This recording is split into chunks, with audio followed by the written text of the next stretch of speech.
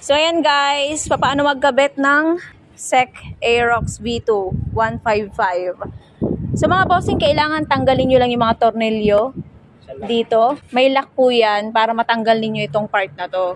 Ayan. Yung takip niya. Ayan, kailangan nyo muna tanggalin dito. Kasi may hirapan kayong tanggalin. Ayan o, mapapansin nyo. Nakalock pa. Yan yung nagsisilbing lock. Kaya may time na hindi nyo siya basta-basta makukuha hanggat hindi nyo natatanggal yung tornilyo dito. Sa mga gusto magpa-install ng ganitong bracket, medyo kailangan nyo ng mahaba-habang pasensya. Kasi sobrang maproseso talaga. Halos kailangan mo talagang tanggalin lahat ng takip para ma-install natin yung bracket na ito kasi mismong sa ilalim talaga siya ikaklamp. Nagtyaga talaga si Bossing na may install yung bracket na to kasi sabi nga niya gusto niya yung bracket na to kasi matibay daw talaga.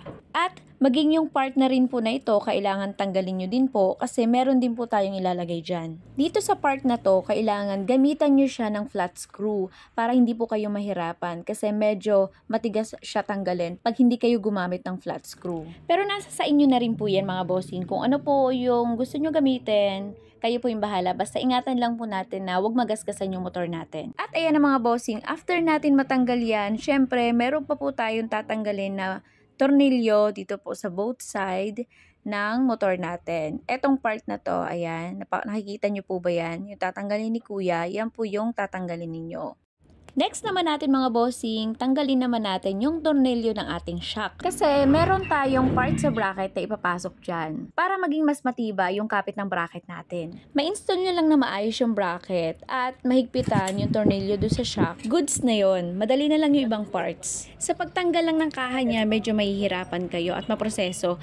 Pero pag na-install nyo na yung bracket nyo, mabilis na lang yan ibalik sa dati. At dahil matibay at quality ang napiling bracket na sir, kaya din ito ang alloy top box. Napili lang naman niya ang black and white Safari Adventure na bestseller sa store natin. Galaera Moto Gear, Silang, Cavite. Mga bossing, sa mga gusto po mag-avail ng ating mga top box at wala pa po kayong pang cash, available po ang ating home credit sa ating mga top box at sa iba pang mga item natin dito sa store. So yan sina bossing. Ayan, nagpakabit si boss sa atin ng bracket Aerox 155 V2. Tapos, top box. Ayan. Via home credit yan sila bossing.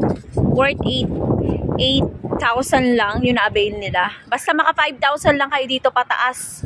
I-go na natin yan sa home credit. At huwag niyong kalimutan syempre mag-download ng application na My Home Credit para ma-process natin yan dito. At pag meron na kayong offer, loan, may product loan na po kayo, punta lang kayo dito sa store natin at agad-agad po natin ipaprocess yan. So yan, tapos na sinabossing, na-install na rin. Free installation din tayo dito sa Galaera Moto Gear, Silang, Cavite. Thank you guys. See ya! Thank you!